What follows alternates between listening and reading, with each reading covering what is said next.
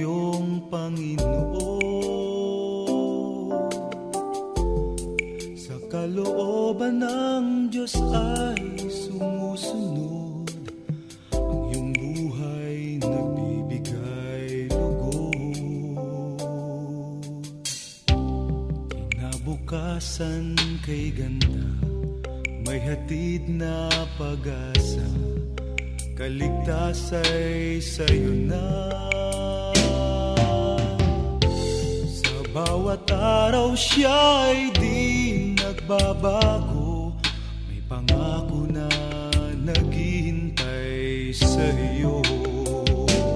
Katotohanan, buhay na walang hanggan. Katotohanan, sa puso mo ay nakahanggan. Ang pag-ibig na nagmumula sa Diyos, tunay na minamahal ka ni Jesus.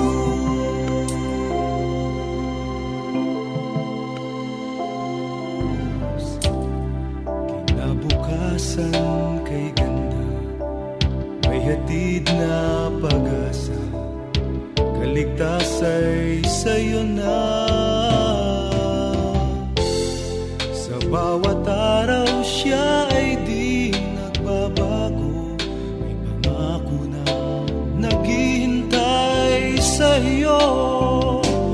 Katotohanan, buhay na walang hanggan. Katotohanan, sa puso mo ay nakahanggan. Ang pag-ibig na nagmumula sa Diyos, tunay na minamahal ka ni Jesus. Katotohanan, buhay na walang hanggan. Katotohanan, sa puso mo ay nakahanggan. Ang pag-ibig na nagmumula sa Diyos, tunay na minamahal ka. Kayo ay minamahal niya, tayo ay minamahal ni Jesus.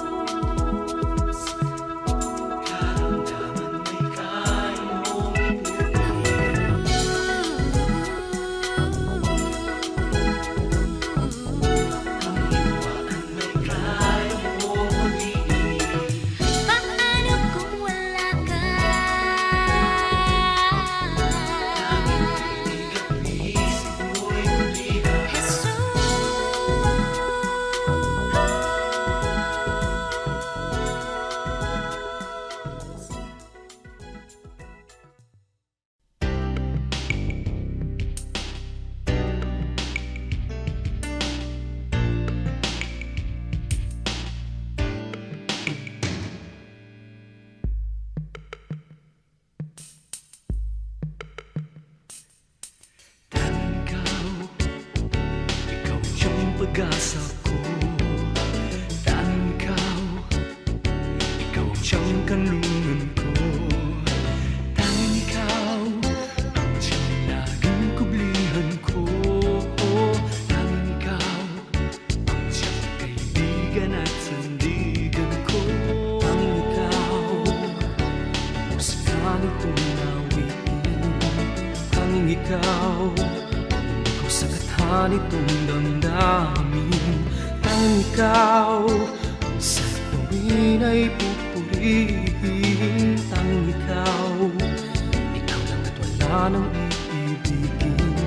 Mula't umaraw mayanig magunaw ang buong mundo. Ikaw ay Jesus ang siyang kasama. Hindi ako mangangamba. Lahat kumulog ika'y matibay kumuot, di mawawalan ng loob. Ikaw ay Jesus ang siyang kasama. Pagtitiwala ko'y ang sa'yo.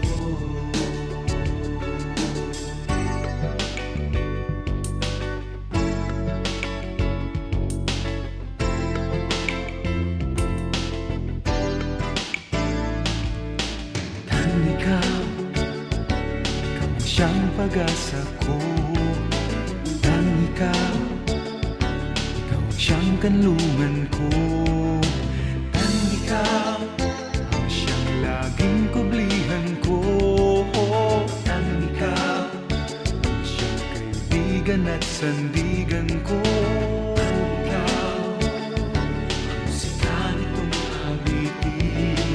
Tanging ikaw, ang sa kathan nitong damdamin. Tanging ikaw, ang sa tuwin ay pupurihin. Tanging ikaw, ikaw lang at wala nang iibigin. Mula't umaraw mayanig magunaw ang buong mundo. Ikaw ay Jesus ang siyang kasama. Hindi ako mangangamba. Man kumulog ika'y matibay kumuog, di mawawalan ng loob. Ikaw ay Jesus ang siyang kasama. Pagtitiwala ko'y dahil sa'yo.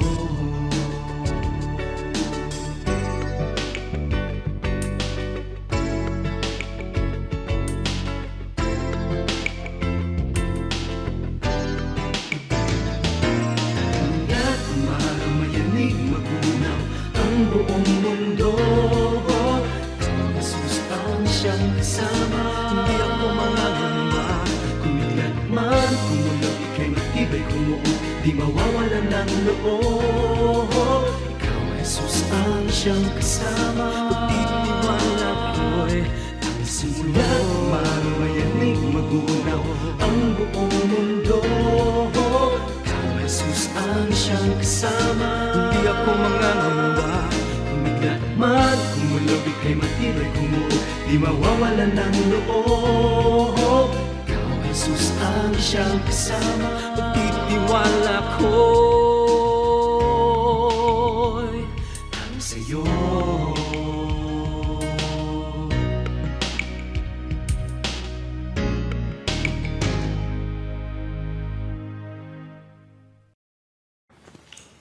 Our Heavenly Father, dear God, Almighty God,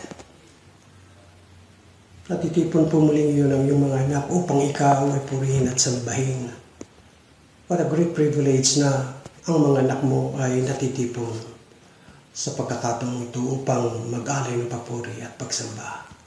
Hindi man kami physically together, but then ang aming pong mga kaisipan, ang aming diwa at ang puso ay yung pinagbubuklod. Kaya sabi mo Panginoon, kung saan mayroon tatlo, higit pa, natitipon sa iyong pangalan. Ikaw ay naroon. Kaya Panginoon, ikaw ang bumubuklod sa kapulungan ng iyong mga anak na sumasamba ngayon sa oras na ito. O Diyos, pinagkakatiwala po namin sa iyo ang gawain ito. Ang mga may mga participation sa gawain ito, O Diyos. Ikaw po ang patuloy na gumabay. Pinagkakatiwala rin po namin sa iyo ang mensahero mong gagamitin. Bayaan mo ang mga salita mo ay mamutawi sa kanyang mga labi at patuloy na pagpapala ang maranasan ng lahat ng makakarinig ito. Hinihiling din po naman sa Panginoon dahil ikaw ay Diyos ng pagpapala. Diyos ang Almighty God, ang patuloy na pag-iingat mo sa amin. Patuloy na maranasan ang iyong kagalingan. Salamat po ng maraming Panginoon at ikaw lamang ang aming sasambahin. Malwalhati ka, Panginoon. Mabuhay ka, Panginoon. Sama-sama nating purihin ang ating Diyos, mga kapatid. Saan mang tayong lugar naroroon, purihin natin ang Diyos!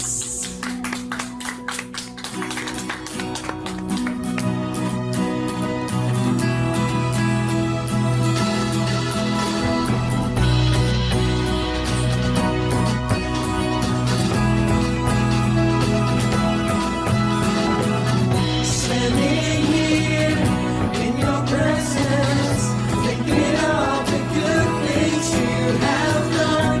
Waiting here patiently, just to hear your still small voice again. Holy, righteous, faithful till the end. Savior, healer, redeemer, and friend. I will worship you for who you are. I will worship you for who you are. I will worship you for who you are, Jesus.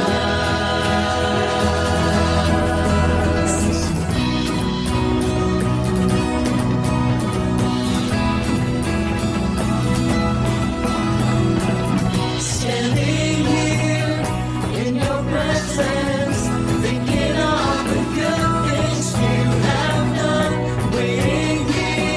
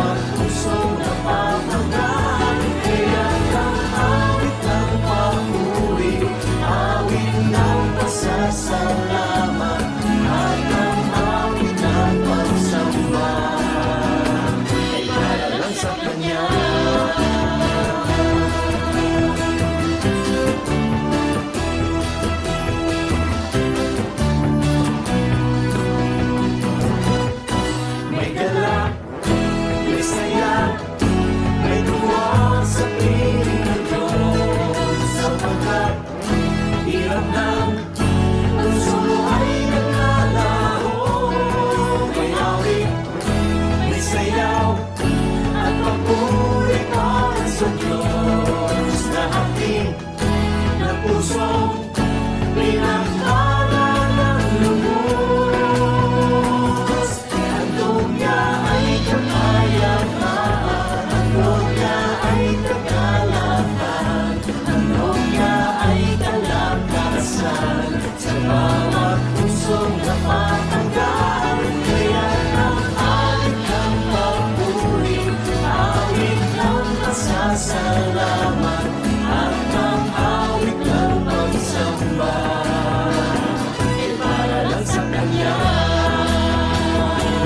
Handog niya ay kapayapaan, handog niya ay kagalakan, handog niya ay kalakasan sa bawat pusong napatanggal. Kaya ang awit ng papuri, awit ng pasasalamat, at ang awit ng pagsamba ay para lang sa Kanya,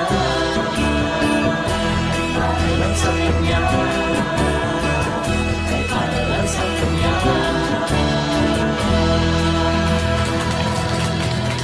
Lahat ng papuri, lahat ng pagsamba, lahat ng mga awit, lahat ng mga sayaw ay para lamang po sa inyo, Panginoon. Sa inyo namin po, Jesus, iniaalay ang mga papuri pong ito na aming inaawit, O Diyos. Hayaan niyo pong sambahin ka namin sa pamamagitan ng mga awiting makalangit na nakapagbibigay ng ngiti sa inyong mga labi, O Diyos. Sambahin ka, Panginoon, dahil ikaw ay mabuti. Sambahin ka, O Diyos, dahil kayo po ay tapat. Hindi kayo nagbabago kailan pa man. Ang pag-ibig nyo, ang katapatan nyo, ay habang buhay naming tatanawin. Utang na loob sa inyo, Panginoon, sapagkat ito po kailanman ay hindi nagbago, nagmaliw o nawala, Panginoon. Purihin ka, O Diyos. Purihin ka po, Panginoon.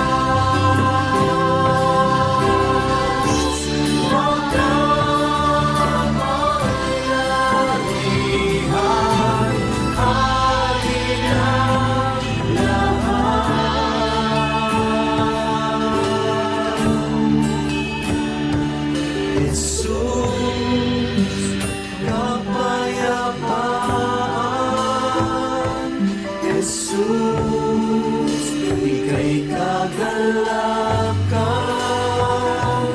Jesus, dalay kaligtasan. Purihin ka, Panginoon Jesus.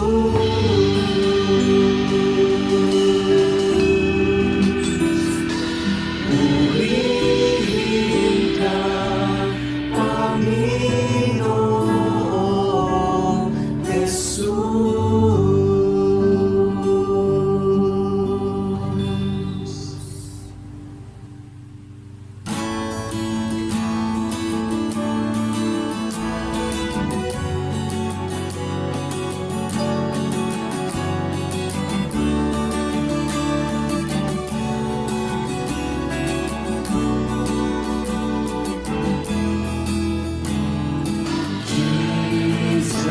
Jesus, beautiful Savior,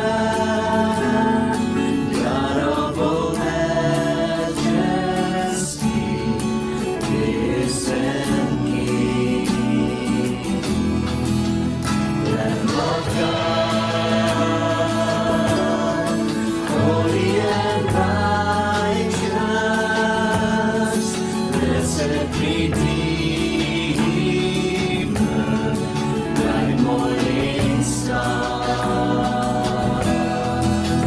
All the heavens shout your praise. All creation bows to worship you. How wonderful, how beautiful, name above every name, exalted high. How wonderful, how beautiful, Jesus, your name above every name, Jesus.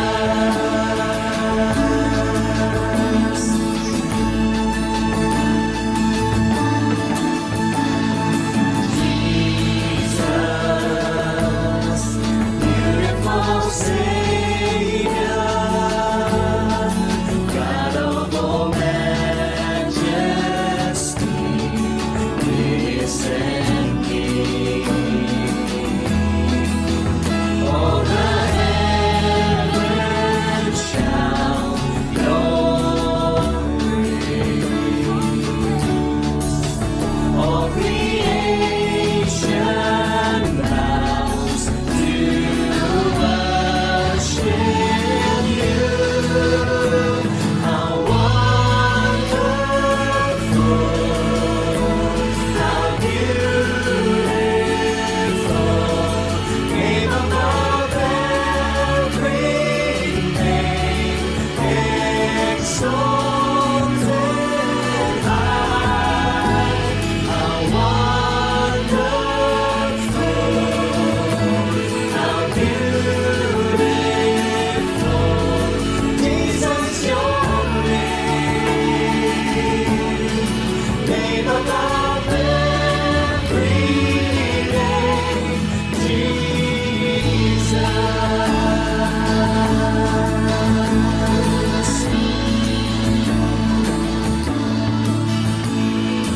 I will sing forever.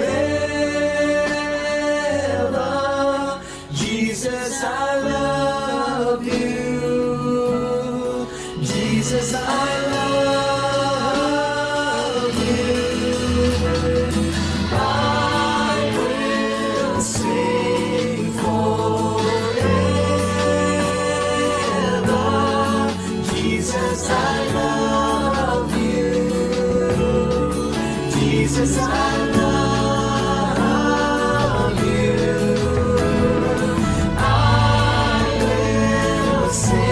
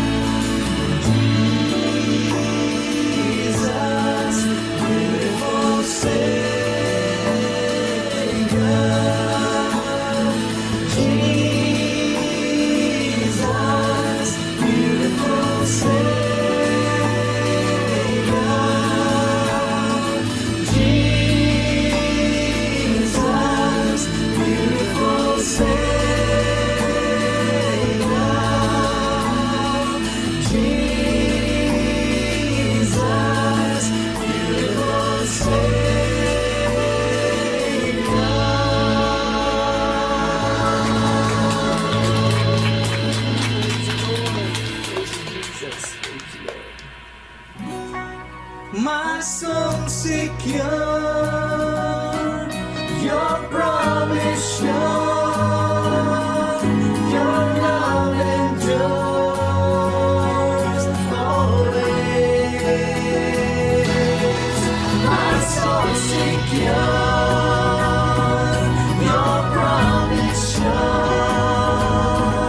Your love endures always.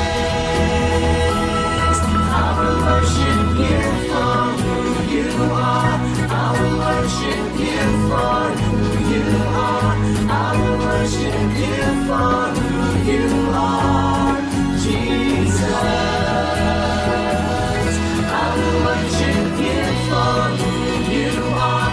I will worship you for who you are. I will worship you for who you are, Jesus.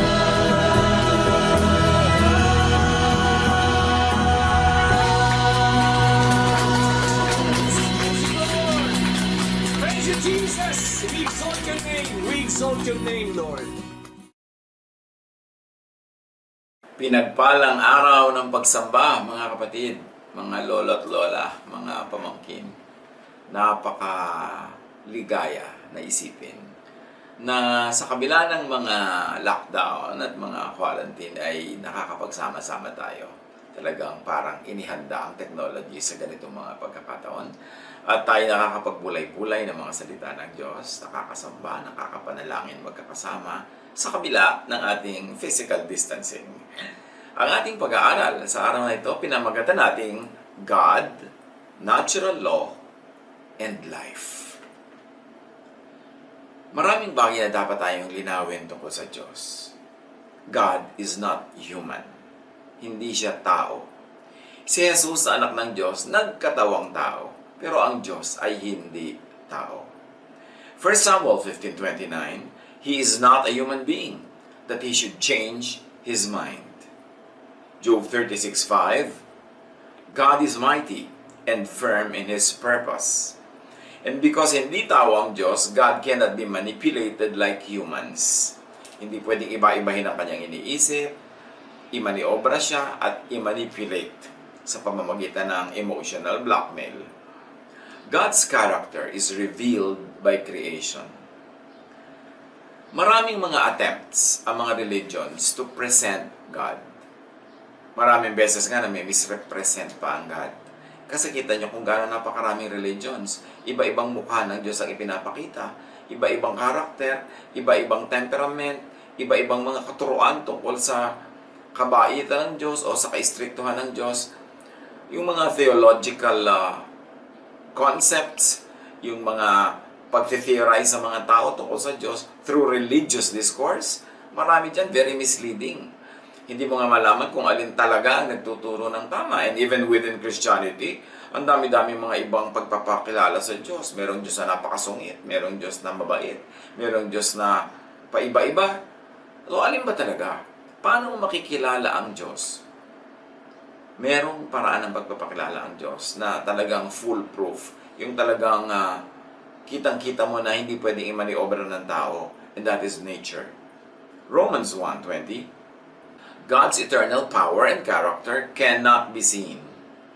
But from the beginning of creation, God has shown what these are like by all He has made.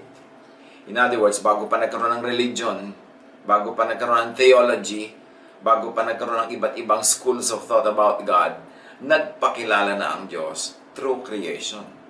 Gusto mong talaga makilala ang Diyos? Walang halong misteachings, misgivings, misinformation? Go to nature. Because God reveals Himself through the things that God had made.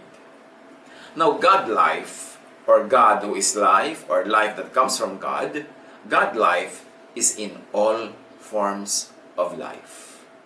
Job 12:10, every living creature is in the hands of God. Hindi lang hawak ng Diyos, kundi tinatahanan talaga ng Diyos, nandun ang Espiritu ng Diyos, dahil Diyos ang nagpapaandar sa lahat ng living beings. God life is interacting with all forms of life, automatically, hindi manually. Whether or not isipin mong hihinga ka, humihinga ka. Whether or not isipin mong kailangang maampat ang dugo sa sugat mo na biglang nahiwa, umaampat yon even without your conscious participation. Kasi nag-i-interact ang lahat ng life with other forms of life. Pre-designed yan ng Diyos, automatically. Kaya sabi nga ng isang pelikula, life finds a way. And indeed, life finds a way to exist, to grow, to reproduce, to expand. Kita niyo sa mga tore ng mga lumang building, may mga nagtutubo ang mga damo. Hayaan mo lang yan, huwag mong pakialaman. Lalaki yan hanggang maging halaman. Gumagawa ng paraan ang buhay. May mga malalaking puno, matutumba sa bagyo. Huwag mo lang bunutin, huwag mong tagain, huwag mong putulin. Mamaya, tumutubo na yun kahit nakahiga. Kaya maraming manggang nakadapa, nakahiga, nakatiwarik. Kasi life finds a way. God life is interacting with all forms of life consistently, firmly, creatively, and recreatively. Kaya marami nare-recreate out of creation. Maraming nabubuo na pagka pinaghalo-halo mga iba't ibang formula, nakakagawa ka ng iba na naman mga compounds. Kasi, ganun ang paraan ng Diyos. Maraming pwedeng kombinasyon ang buhay. Kaya pwede ka mga crossbreeding pati ng halaman eh.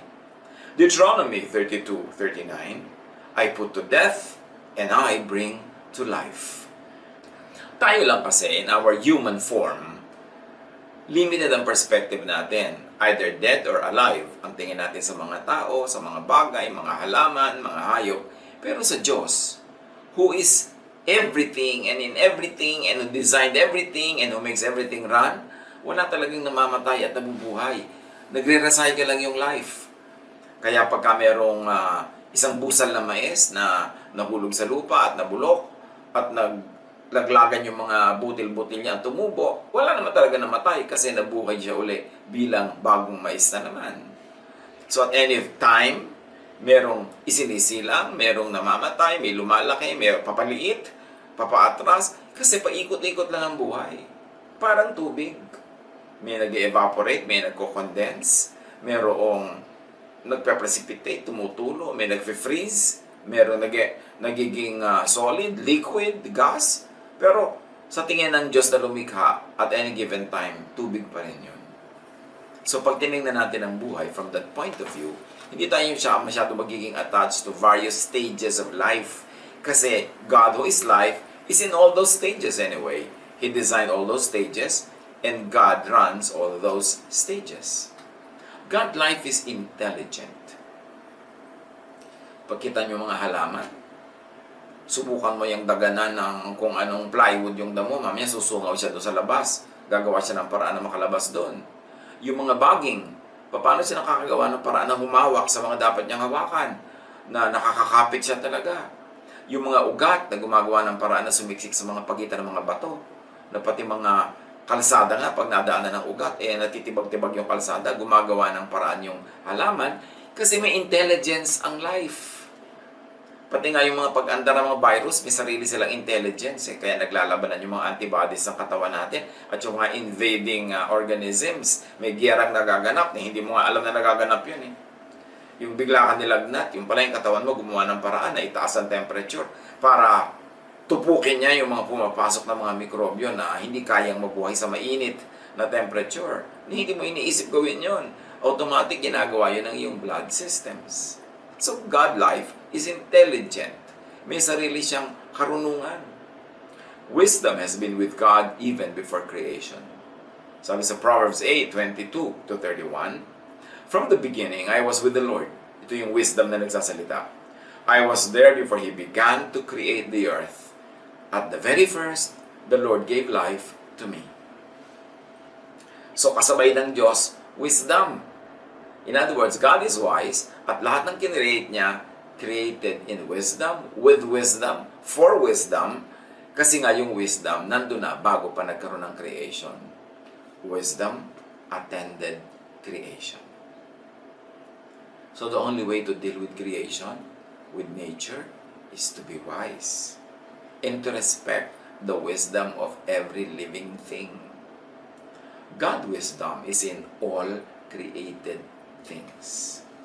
Nasa chemicals, nasa kuryente, nasa laws of physics, nasa biology, nasa botany, nasa agronomy, nasa agriculture, nandyan na lahat.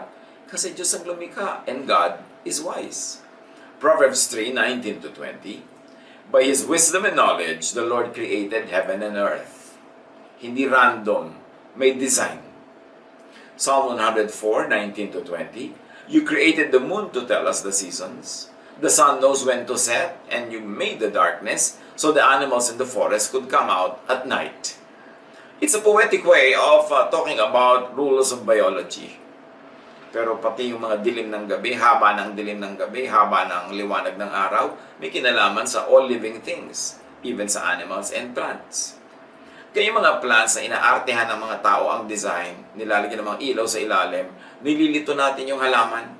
Kasi sanay yung halaman na ang light nandun sa ibabaw, sa taas niya, para nakalatag doon yung mga dahon niya for photosynthesis. Tapos iilawan mo sa ilalim, hindi na-stress yung halaman dahil bakit may liwanag sa ilalim? Anong gagawin niya? Pagkagabi, tataob yung dahon para humarap sa liwanag. At sa umaga, titihaya uli siya para humarap naman sa araw. Kaya yung mga ganyan mga design ng tao, hindi nire-respect yung wisdom ng plants. Yung wisdom ng Diyos sa pag-create ng plants. Kaya dapat mas nagbe-blend yung mga ginagawa natin sa natural law, sa law of God, na may wisdom, run by and in wisdom.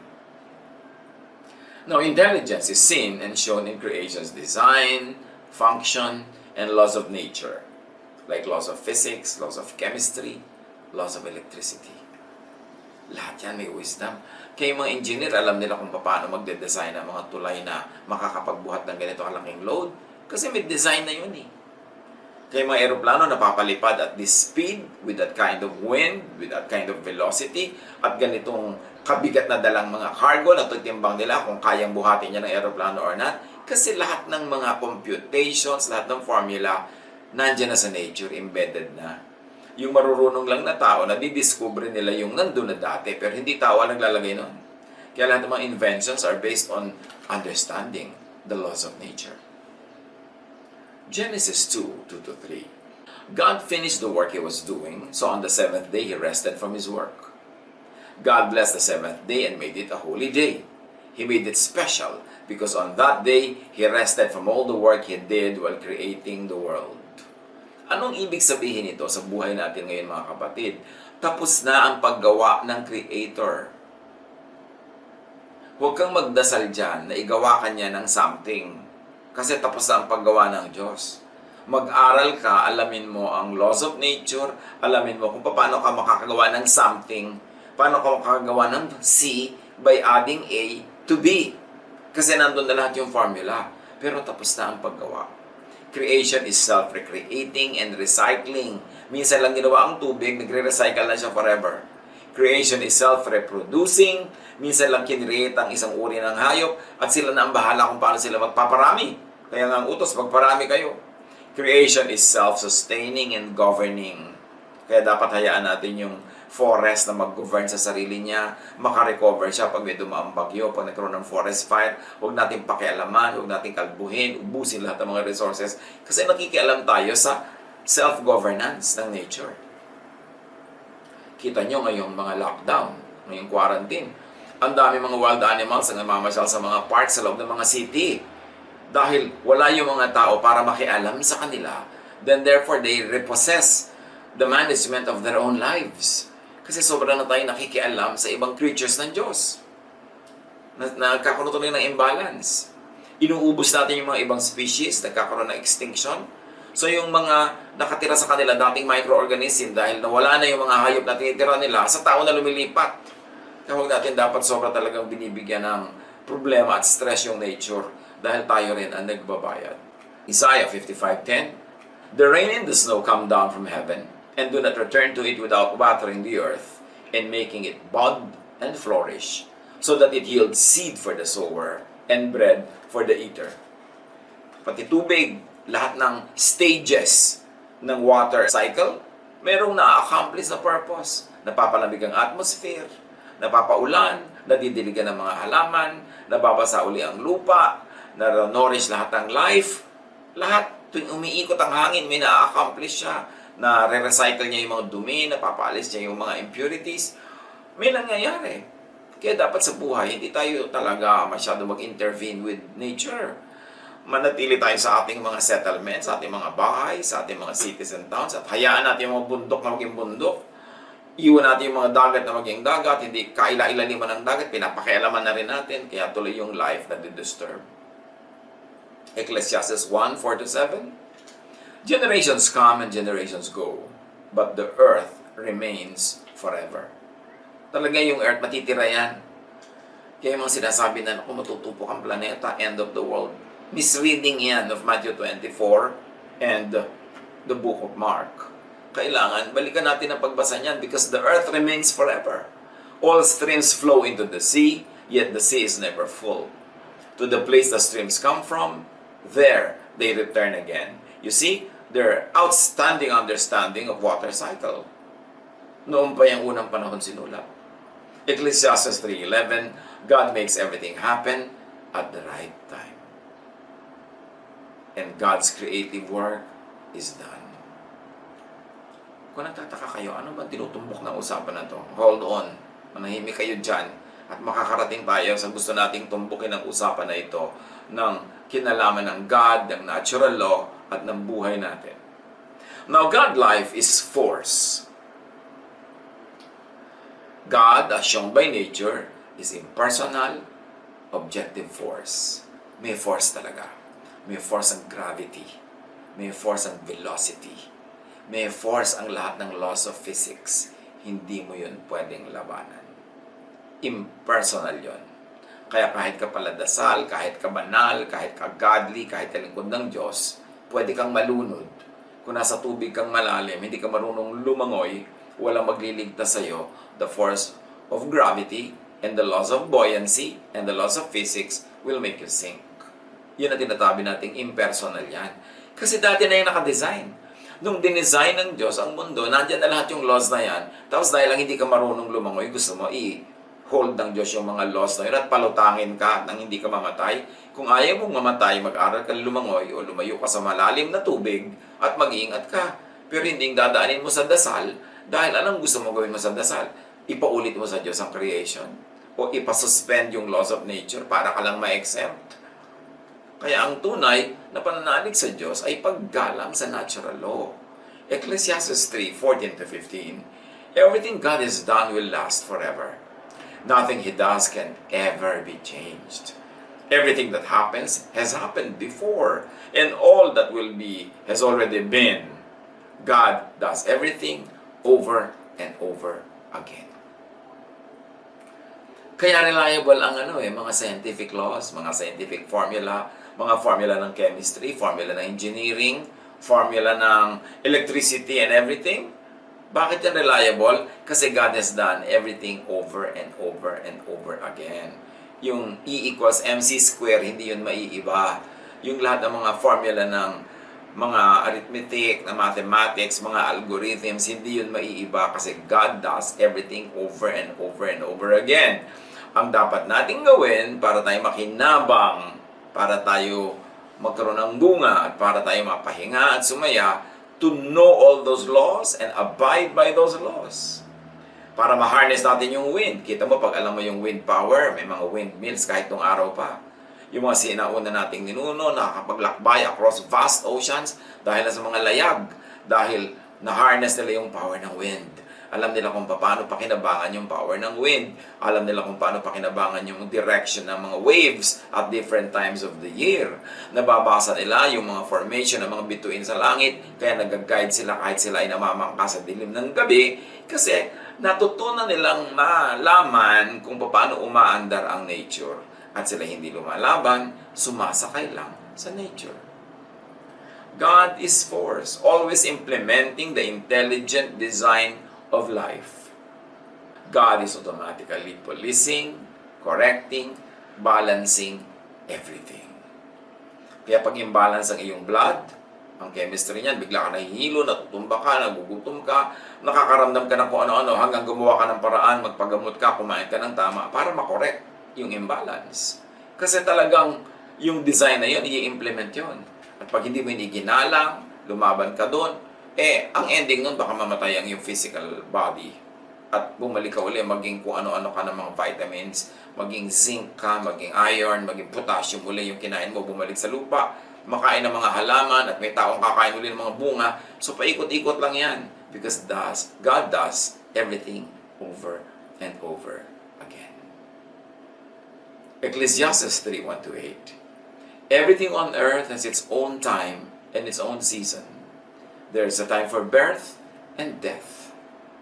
Kung tayo mga talagang nananiwala sa Diyos, umasandal at umaasa sa Diyos, yes, normal lang naman na malungkot tayo pag kami namamatay, pero alam naman natin dapat na mamamatay ang lahat. Kasi isinilang ang lahat. May oras sa mamatay, may isinilang na may oras na para ikaw ay bumalik na sa iyong pinanggalingan.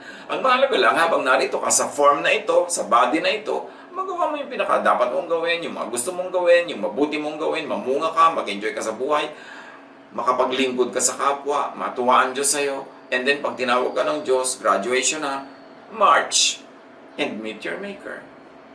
Kasali yun sa buhay. God is automatically, objectively rewarding and punishing creatures that violate the intelligent design of life. Halimbawa, may intelligent design na dapat kang kumain ng tama, mag-exercise, dapat kang mag-relax. Pagka may oras ka mag-relax, hindi mo ini-stress ang iyong sarili, anong reward mo? Nagiging healthy ka, humahaba ang iyong buhay. Pero, inuubos mo ang iyong kalusugan sa bisyo, nagpupuyat ka, hindi ka kumakain ng tama, hindi ka nagre-relax, hindi ka nagre-rest, lagi kang galit, o tumataas ang blood pressure mo, na-heart attack ka, na-stroke ka dyan, kung ano-ano nangyayari sa'yo, because God rewards those who respect the laws of nature, and God punishes those who don't. Now, God doesn't have to make a particular case for you. Hindi kailangan mo ba ng Diyos mula sa langit para lang i-reward ka o i-punish ka. Lahat yan pre-programmed na. Nando na. Bahala ka na lang kung anong gagawin mo. At yun ang magiging bunga nun sa iyong buhay. Of course, that's an oversimplification. Because we're also affected by what other people around us do. But just the same, pwede tayong umiwas, pwede tayong mag-ingat, o pwede tayong maging careless. Pero pag naging careless tayo, God doesn't have to decide na tayo ibigyan ng parusa. Aandar yung natural law.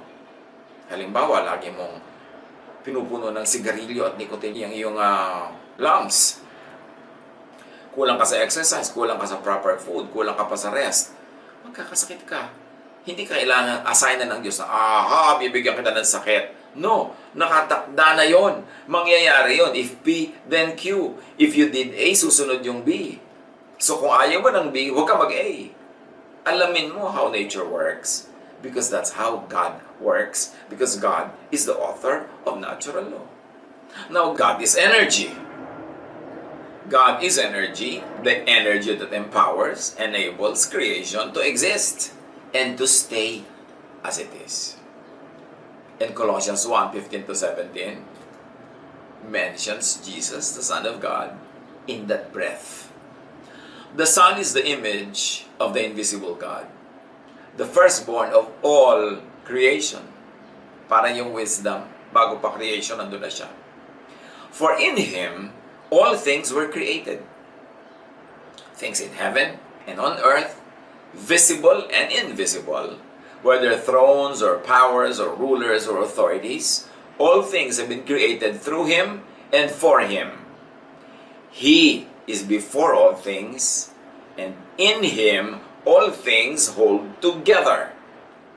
If you like to think atomically, if you like to think cellularly, if you like to think in a way of chemistry, of electricity, of the laws of nature, sabi, si Jesus daw, in Him all things hold together. At kung mahilig kayo sa sciences, you know that there is something that holds everything together. Masyadong jive, masyadong parallel yung sinasabi. Although magkaiba ng paraan ng pagsasabi, ang religion at ang science, but they're talking about the same thing. Energy is impersonal and objective, and rewards and punishes only by the book, only by the intelligent design and function of life. So hindi ka pwede maging paborito ng Diyos o galit sa'yo ang Diyos kaya nangyayari yan. Meron kang ginagawa na lumalabag sa natural law, kaya ka nagkakaganyan, wala ka sa tamang lugar, Kaya natutuyo ang iyong ugat. So, dapat kilalanin ang Diyos through pagkilala sa nature. Now, many people are frustrated with religion. Sabi lang, hindi naman totoo yung mga promises. Ba't dasal ako ng dasal? Walang nangyayari. Bakit pinagdasal ko mabuhay yung nanay ko tapos namatay? Bakit pinagdadasal ko na yumaman ako? Hindi naman nangyayari. Well, religion frustrates when it humanizes and over-anthropomorphizes God. Yung pinagmumukhang tao talaga ang Diyos. Religion frustrates when it imbues God with subjective feelings and emotions and teaches that God could be manipulated by and through prayer, through offering and sacrifice. Now, that's a mouthful. Let me say it another way. Maraming religious teachings, pag inasahan mo, mabibigo ka. Kasi maraming religious teachings, ang itinuturo ang Diyos ay tao na pwedeng umutan, pwedeng hingan, pwedeng i-manipulate, pwedeng magbebibihan ka sa harap ng Diyos at magnenenean ka para ibigay sa yung gusto mo. Maraming nabibigo doon. Kasi, ang ginawa nga ng Diyos, automatic na ang creation. So, huwag ka nang dumiretso sa Kanya, makibagay ka sa creation, makibagay ka sa natural law, para ka makinabang at para hindi ka maparusakan o hindi ka masaktan. Job 9:16-19. Yet even then, if He lets me speak, I can't believe He would listen to me. Sabi ni Job. Pointless. I will listen to God, but I will not make Him listen to me because He already given me everything I should hear. And that is given through natural law. So, yun na lang ang sundin ko. Huwag na ako makipagtalo sa Diyos, sumunod na lang ako. Because I cannot make God listen to me, but I should listen to God. Sabi ni Job. Should I try force? Sabi niya. Try force on God? Should I take Him to court? Could anyone make Him go? Pwede ko bang idemanda ang Diyos? Pwede ba ako mga tuwiran? Pwede ko ba siyang usigin? No. So, ang gagawin ko, susunod na lang ako para may magandang mangyari. Habakkuk 1:2.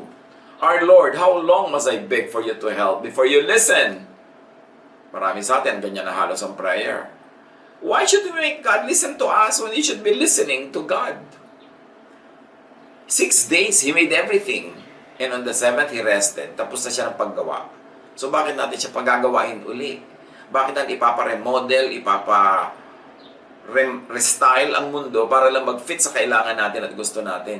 Dapat tayo ang makinig. Ginawa na niya yan. Mag-adjust tayo. Sumunod tayo. Nandun ang reward. Psalm 40 verse 6. Sacrifices and offerings are not what please you. Gifts and payment for sin are not what you demand. 1 Samuel 15:22. But Samuel answered, which pleases the Lord more, burnt offerings and sacrifices, or obeying His commands? It is better to obey the Lord than to offer sacrifices to Him. It is better to listen to Him than to offer fat from rams. So, itong Psalm 40 verse 6 at 1 Samuel 15, isa lang ang sinasabi.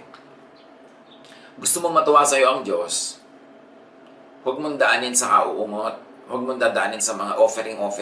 Huwag mong daanin sa mga suhol-suhol at pagdadasal-dasal dyan. Ang gawin mo, sumunod ka sa Kanya.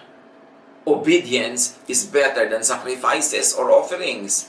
And obedience to God is not only obedience to religious laws. Kasi maraming religious laws, invento lang yan ng mga priests, invento ng mga religious leaders, invento ng mga congregations. So, paano ka nakakatiyak na pag sumunod ka dyan, mapiplease nga ang Diyos? But, when you obey the laws of nature, dahil tiyakan na Diyos ang may gawa nun, tiyak mo na malalagay ka sa tama. And that obedience is what I like to see here. Obedience to the laws of nature. So, gusto mo maging malusog ka, sundin mo yung laws of nature. Huwag mong daanin sa dasal.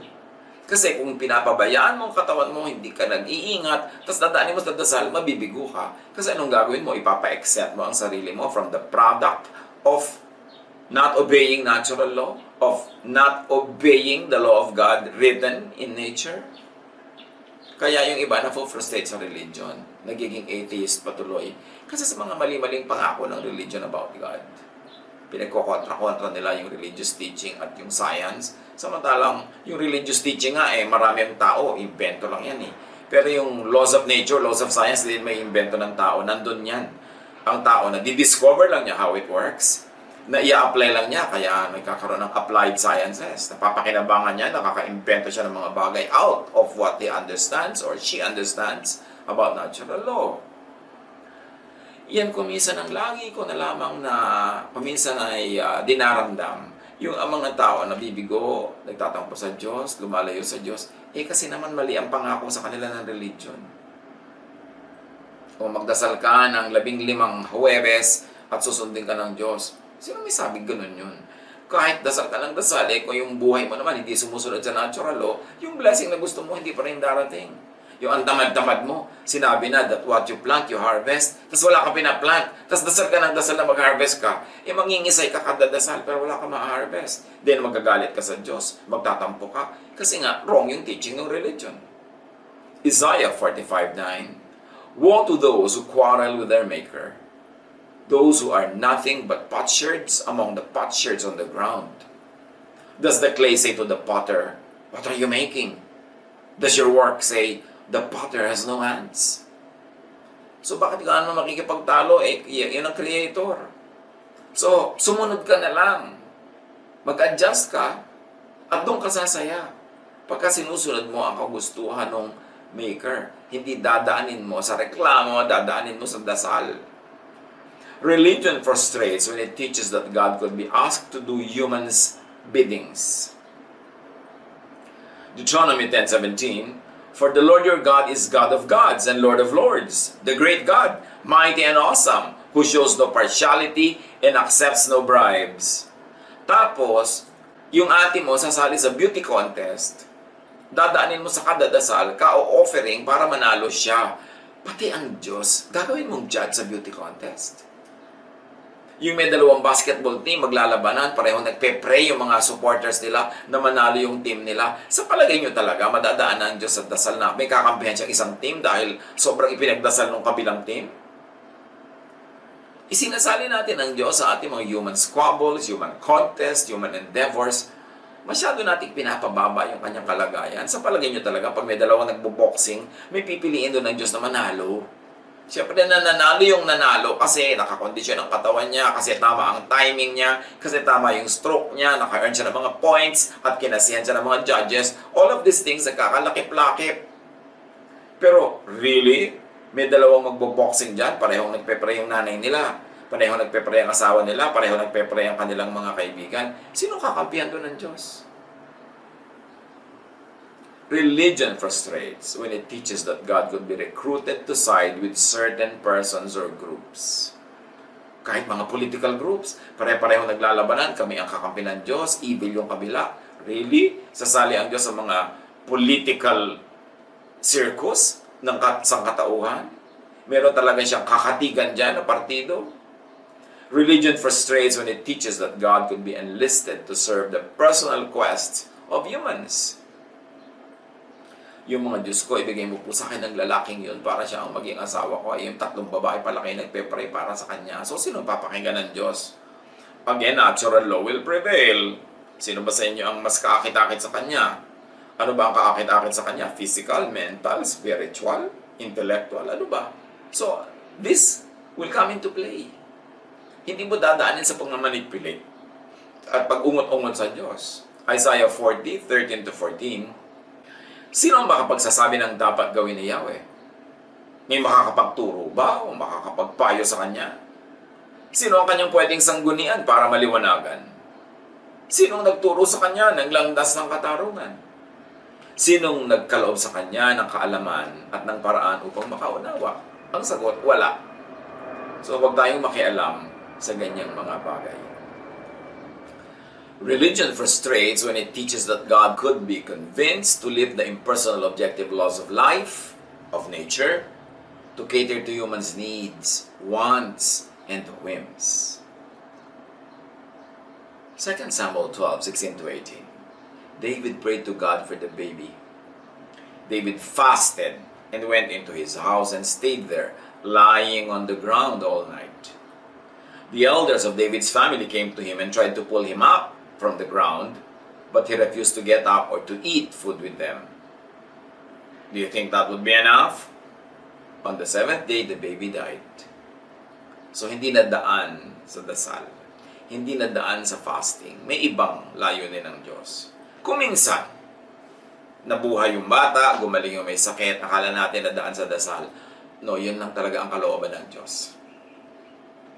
Kasi, kung nadadaan sa dasal ang pagpapagaling, kung Diyos ang magpapagaling niyan dahil ipinagdasal mo, paano yung mga walang nagdadasal para sa kanila, so hindi na sila gagaling? Anong ibig sabihin nun? Napakahalagang unawain natin na yung kalooban ng Diyos ay magaganap at magaganap kahit ka magdasal ng magdasal against it o kahit di ka magdasal. Kasi may sariling kalooban ng Diyos. Pero para malagay ka in the center of that will, mag-flow ka sa will ng God, sundin mo yung mga alam mong utos niya through natural law. And then, ang laki-laki ng chances na yung gusto mo mangyayari. Pero hindi pa rin yung guarantee. Kasi sabi nga ng Ecclesiastes, time and chance happens to all. Minsan, walang dahilan na naiintindihan ng tao, Diyos lang nakakaintindi, pero sabi nga ng iba, ang tawag doon, and even the Bible calls it, may mga dinarat na ng malas. At kung nangyari yun, huwag mong personalin. Get on with life. Kasi ganun talaga ang buhay. The battle is not always of the strong. The race is not always of the swift and fast. Food does not come to the table of the wise all the time. Time and chance happens to all. But that is the exemption. Generally speaking, if P, then Q. If you did this, ito yung result. Kung ito yung formula na ginawa mo, ito yung magiging result. Prayer works only when asked according to God's will. So don't pray against God's will. 1 John 5:14-15. We are certain that God will hear our prayers when we ask for what pleases Him. And if we know that God listens when we pray, we are sure that our prayers have already been answered. So pray in accordance with God's will. And nature shows us clearly God's will. Sometimes religious doctrine also shows us. Sometimes religious papers show us. Pero ang pagpapakilala ng nature sa Diyos, unassailable, laging tama. Prayer works only when asked according to God's will. Psalm 103:17-18. But from everlasting to everlasting, the Lord's love is with those who fear Him, and His righteousness with their children's children, with those who keep His covenant and remember to obey His precepts. And remember, covenant doesn't always mean religious covenant. Because yung covenant ng God with humans and with all life is written in the laws of nature. If you did this, this will happen to you. So obey this, ito magiging bunga. At sunduin natin yung precepts. And precepts of God is not always religious doctrine. These are all natural laws also. Prayer works only when asked according to God's will, which is natural law. God's will is natural law. Or life's objective, intelligent design, force, and energy. Yan ang pagpapakilala ng Diyos all throughout time. Psalm 104 verse 5, You build foundations for the earth, and it will never be shaken. Hindi natin maiiba yung nilikha ng Diyos. Psalm 92, 12-15, The righteous will flourish like a palm tree, proclaiming, The Lord is upright.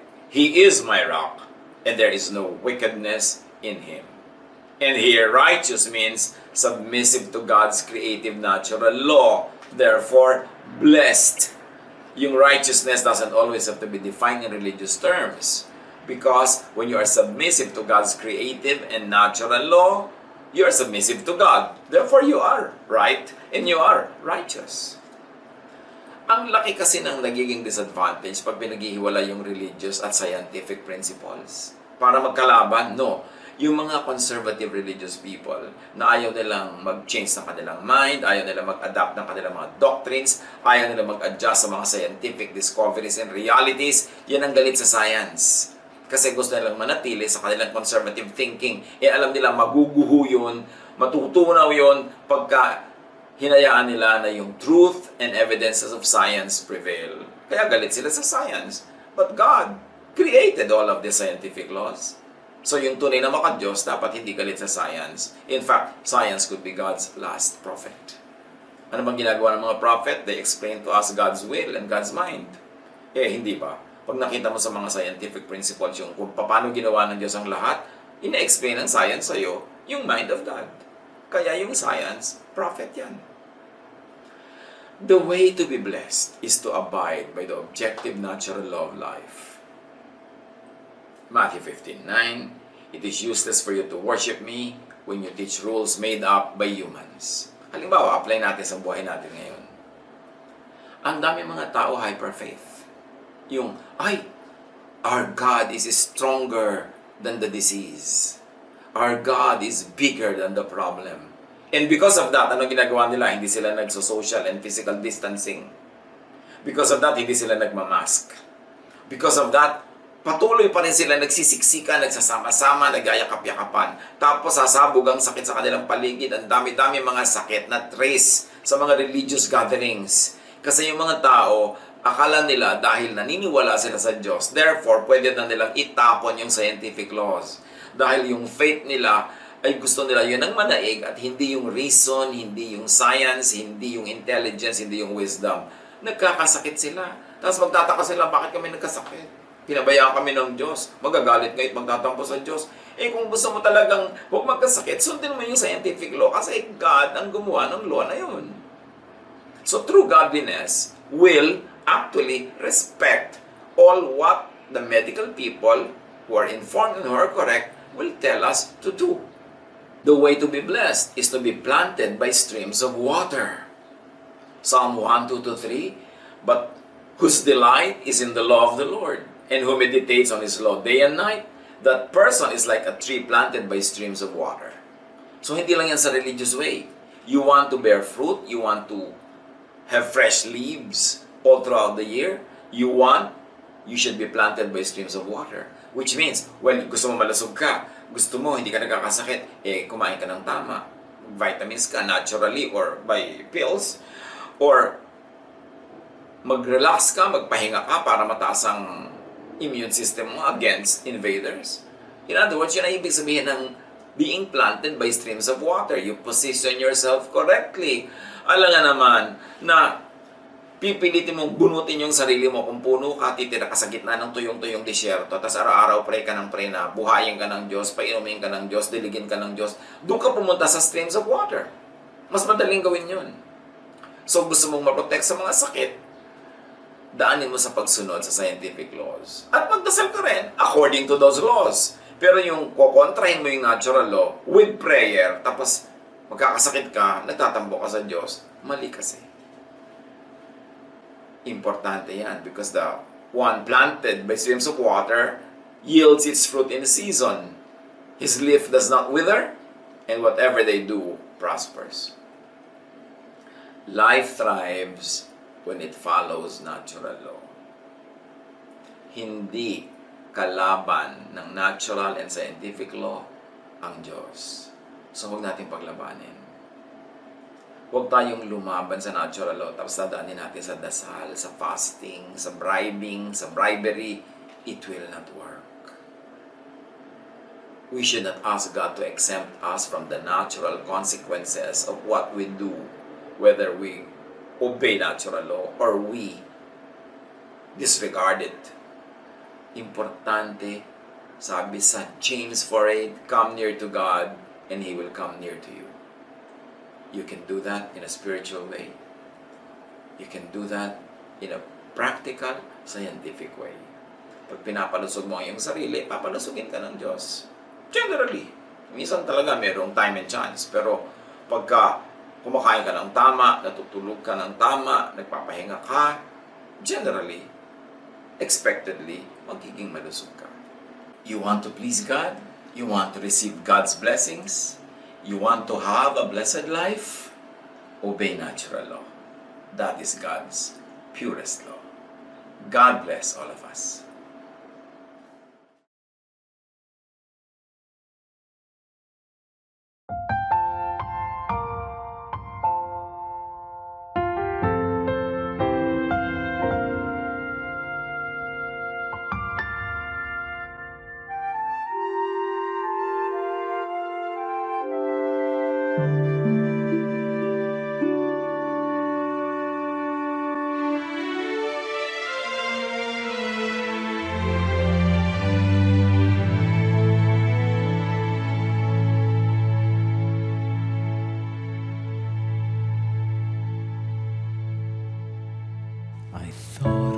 did what's right.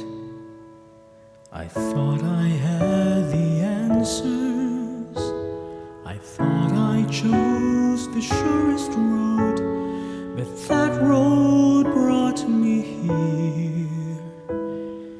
So I put up a fight and told you how to help me. Now just when I have given up, the truth is coming clear. You know better than I.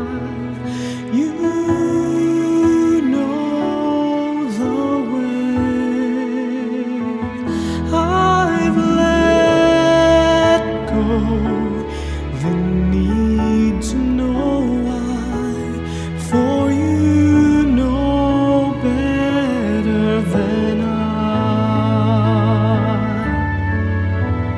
If this has been a test, I cannot see the reason, but maybe knowing I don't know is part of getting through.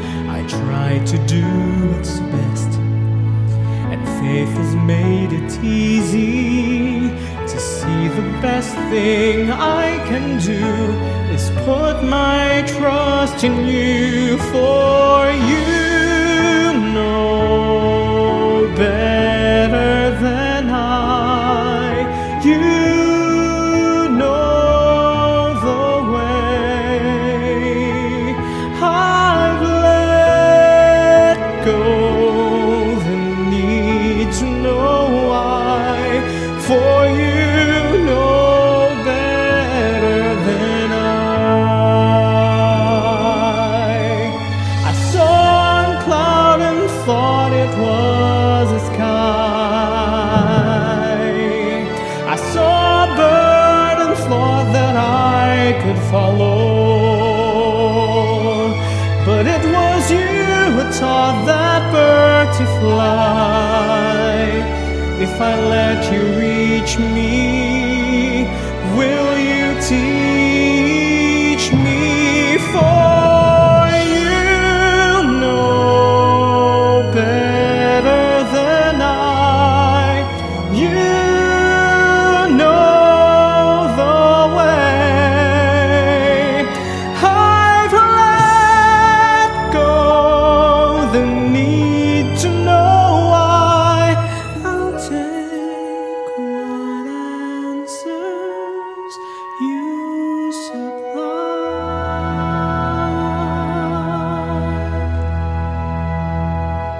For you know better than I.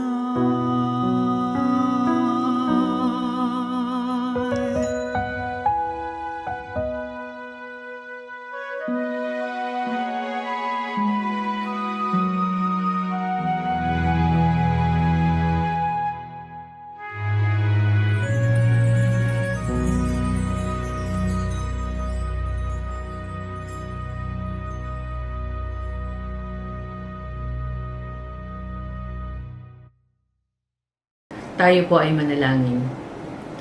Dakilang Diyos Ama na makapangyarihan sa lahat, salamat po sa mensahe ninyo na nagpapalakas ng aming pananampalataya at nagiging gabay namin kung paano kami mamumuhay sa panahon ito. Salamat po sa pagmamahal, sa patuloy mong pag-iingat, paggabay at pagbibigay ng lahat ng aming pangailangan sa aming pang-araw-araw na buhay. Thank you, Lord, for all the provisions that you have been graciously giving to us. Because of this, you give us the capacity to be a blessing to other people as well.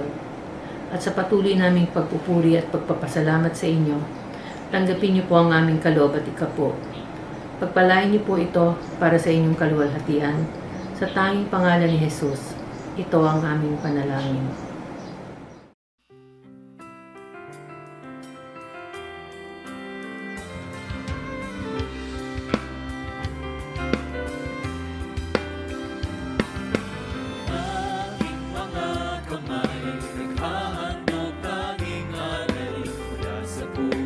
Ko'y tigil sa salamat na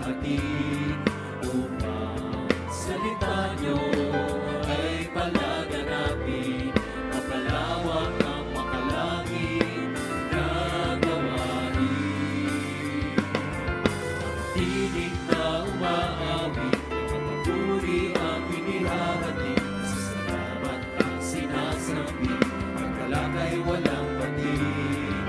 Purong sayang ibinabalik, pagkabiyayang galing sa langit, tungan at mayaman inyong pag-ibig. Ang aming alay, O Diyos, ay tanggapin, handog na pinakamainam ang aming dadalhin. Lahat ng ito'y sa inyo din ang galing, natalaan tungo sa inyong gawain.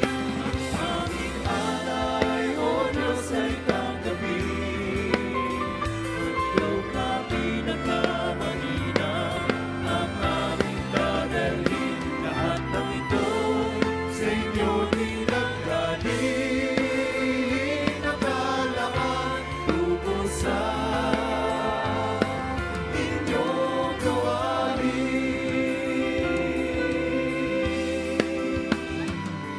Luwalhati sa Diyos na may likha sa aming mundo.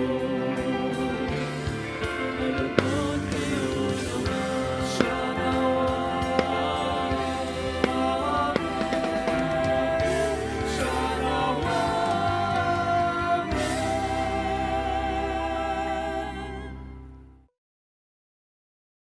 Aming Diyos Ama na nasa langit, salamat po sa walang sawa ninyong pagkalinga sa aming lahat.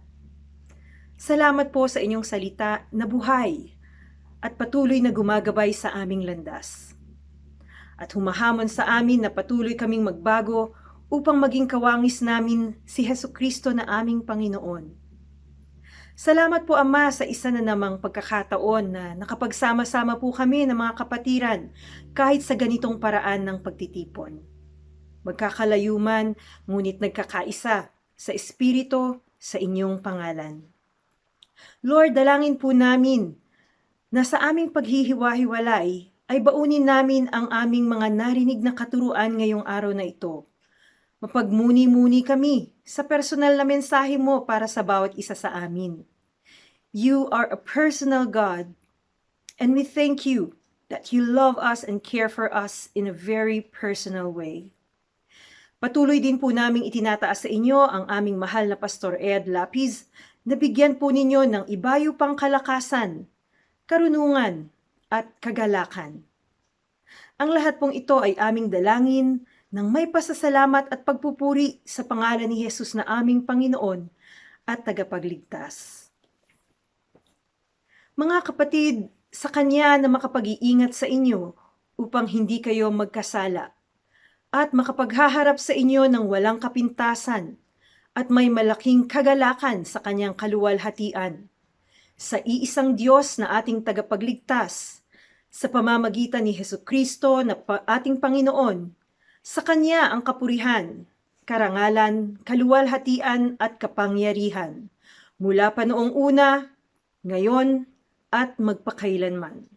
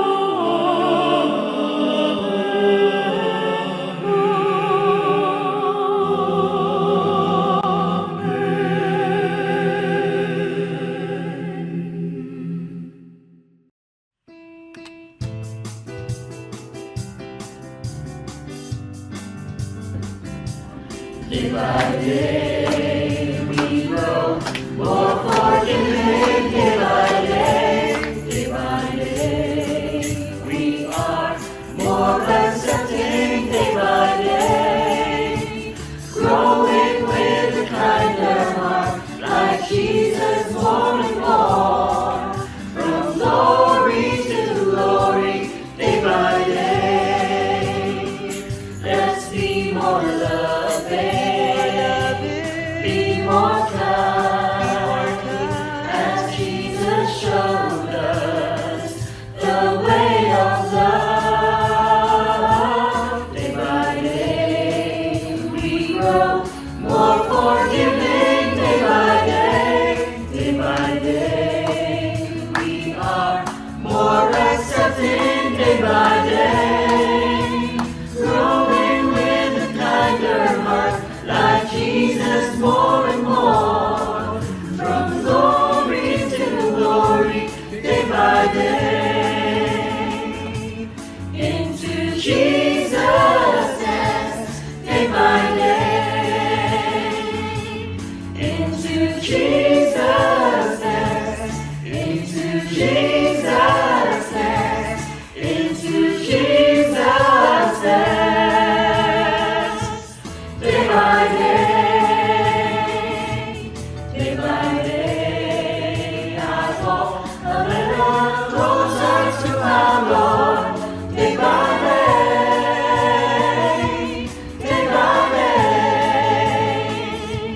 day by day, I walk a little closer to my Lord. Day by day,